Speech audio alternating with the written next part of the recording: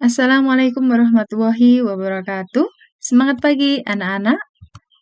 Kita akan membahas mengenai cara belajar efektif.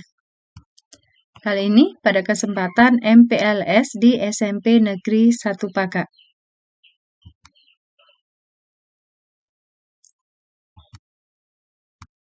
Jenis pembelajaran ada dua, yaitu belajar dari rumah atau kita mengenalnya dengan pembelajaran dalam jaringan atau pembelajaran daring, atau ada yang menyebutnya juga pembelajaran online. Yang kedua, pembelajaran tatap muka atau kita mengenalnya dengan pembelajaran luar jaringan atau pembelajaran luring. Dalam belajar daring, kita akan membahas mengenai persiapan mental dan fisik. Kedua, sarana dan prasarana yang dibutuhkan.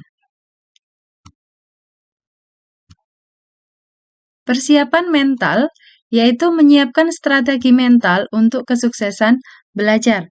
Yang pertama, yang termasuk dalam persiapan mental yaitu motivasi. Dalam belajar, anak-anak harus punya motivasi yang tinggi. Motivasi ini bisa didapatkan dengan yang pertama, komitmen penghargaan diri sendiri.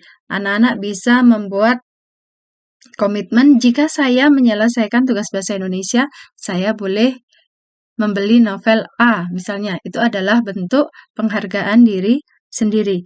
Yang kedua, anak-anak juga bisa dengan cara menetapkan target.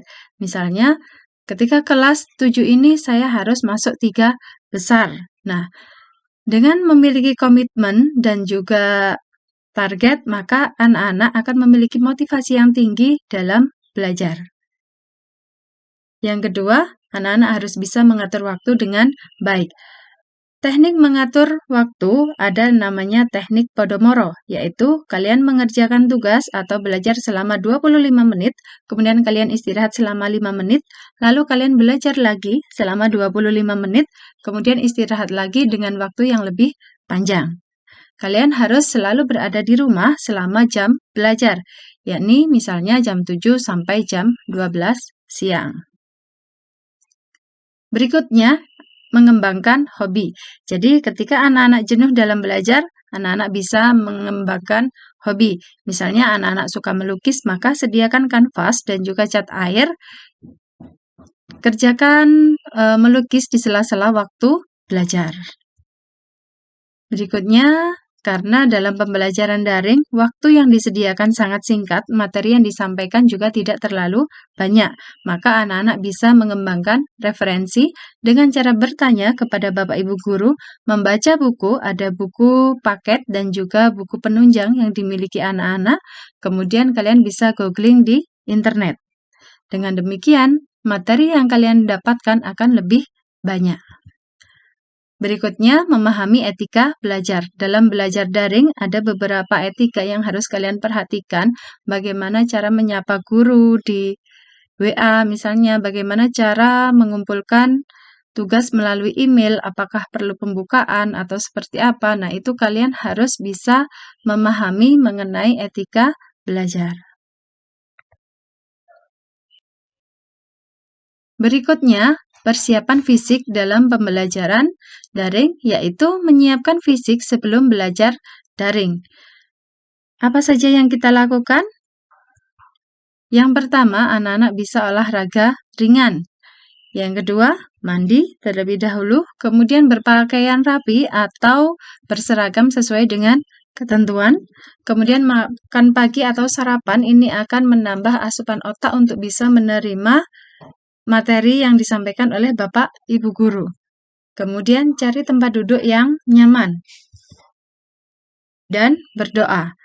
Jadi, agar apa yang kita usahakan juga diridhoi oleh Allah Subhanahu wa Ta'ala.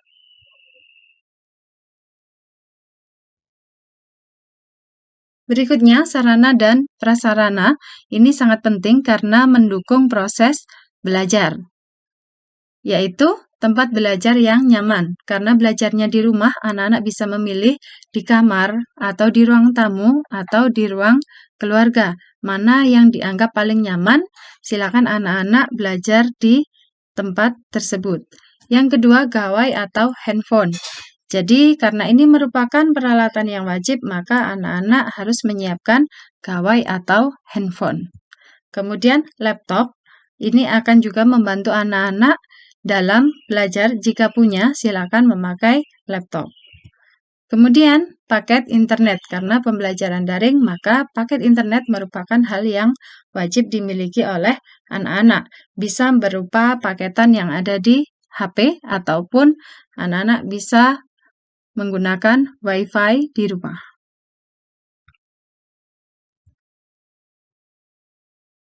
Berikutnya yang tidak kalah penting yaitu software untuk pendukung belajar daring. Yang pertama ada WhatsApp grup kelas. Silakan pin grup WhatsApp agar tampilannya selalu berada di chat yang paling atas. Kemudian ada Google Classroom, ini sama seperti kelas virtual, jadi ada materi, ada Bapak Ibu guru, dan ada teman-teman semuanya. Berikutnya ada YouTube. Ini untuk menyampaikan materi agar lebih mudah dipahami anak-anak. Jadi anak-anak harus terbiasa untuk mendownload dan juga memberikan komentar pada YouTube. Kemudian ada PowerPoint. Ini juga digunakan untuk menyampaikan materi kepada anak-anak, karena itu hendaknya HP-nya dilengkapi dengan aplikasi untuk membuka PowerPoint. Bisa WBS Office ataupun dengan Doc Viewer atau aplikasi yang lainnya. Kemudian ada email, anak-anak harus memiliki email, harus hafal username dan passwordnya untuk bisa memudahkan mengirim tugas kepada Bapak Ibu guru. Kemudian ada Microsoft 365, ini hampir sama dengan Google Classroom yang merupakan kelas virtual. Jadi hampir sama dengan kelas pada umumnya, ada materi, ada Bapak Ibu guru, dan ada teman-teman semua. Informasi mengenai sekolah juga disampaikan di sana. Kemudian ada quizzes, ini adalah untuk mengerjakan latihan soal. Kecepatan waktu dan juga ketepatan jawaban sangat menentukan dalam penilaian di quizzes. Jadi nanti di akhir akan ada nilai dan juga ranking siapa yang paling bagus untuk latihan soal yang ini.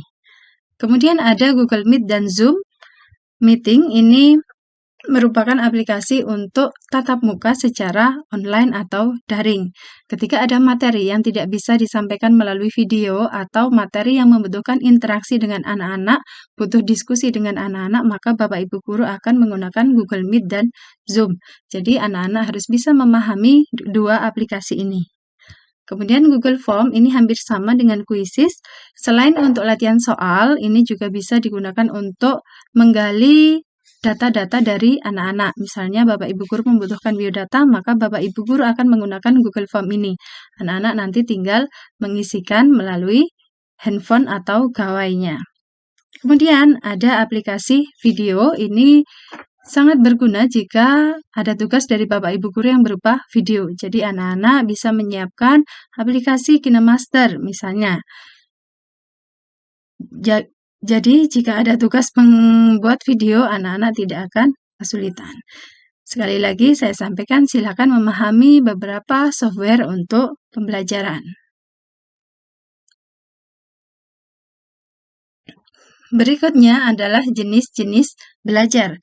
Ada dua macam, yaitu belajar tuntas dan juga belajar plus. Apa perbedaan keduanya? Mari kita bahas. Yang pertama, belajar tuntas. Dalam belajar tuntas ini, anak-anak diminta untuk yang pertama, pahami materi yang disampaikan oleh Bapak Ibu guru. Kemudian, kerjakan tugas yang disampaikan oleh Bapak Ibu guru, kumpulkan tugas tepat waktu, dan terakhir, anak-anak harus mendapatkan nilai. Anak-anak harus memastikan bahwa tugas yang kalian kerjakan sudah sampai ke Bapak Ibu guru. Ini namanya belajar tuntas. Berikutnya ada belajar plus. Kita analogikan seperti kopi. Kopi pertama itu tampilannya biasa saja, kopi yang kedua tampilannya lebih istimewa ya. Nah, kalau belajar tuntas itu seperti kopi yang pertama, sedangkan belajar plus itu seperti kopi yang kedua. Nah, dalam belajar tuntas itu sudah selesai proses kalian, tapi kalau ingin sesuatu yang lebih, maka kalian harus belajar plus. Kopi ini juga akan berbeda harganya, karena Yang pertama masih polos, yang kedua ada tambahan krimnya, kemudian di fotonya juga ada tambahan kopi, dikasih rempah-rempah, seperti itu. Apa saja langkah-langkahnya? Yang pertama, kalian bisa mengulang materi. Jika pagi kalian belajar bersama Bapak Ibu Guru, maka malamnya kalian bisa mengulang materi yang disampaikan ketika pagi tadi bersama Bapak Ibu Guru. Kemudian kalian bisa mengembangkan materi. Misalnya, pagi tadi mendapatkan tugas untuk menulis satu puisi pemandangan, malamnya kalian bisa mencoba membuat puisi dengan tema yang lain. Nanti hasilnya kalian akan bisa punya kumpulan puisi. Kemudian memperbaiki nilai. Jika nilai kalian kurang dari KKM, maka usahakan untuk minta tugas kepada Bapak Ibu Guru, tugas tambahan agar bisa mendapatkan nilai yang lebih bagus.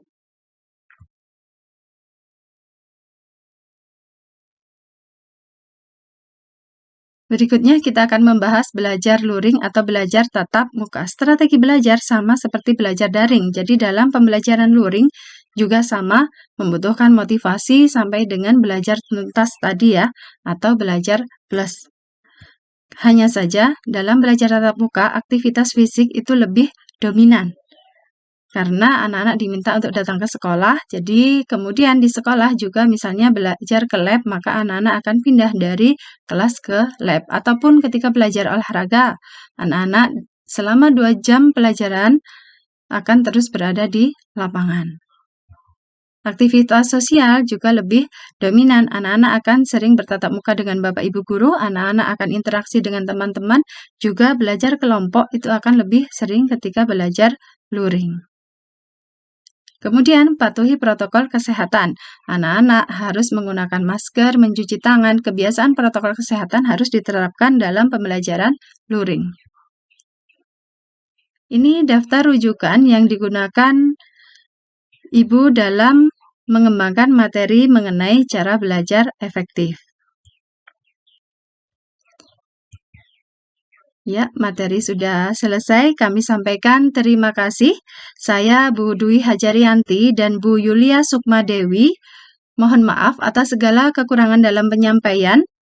Semoga bermanfaat. Wassalamualaikum warahmatullahi wabarakatuh.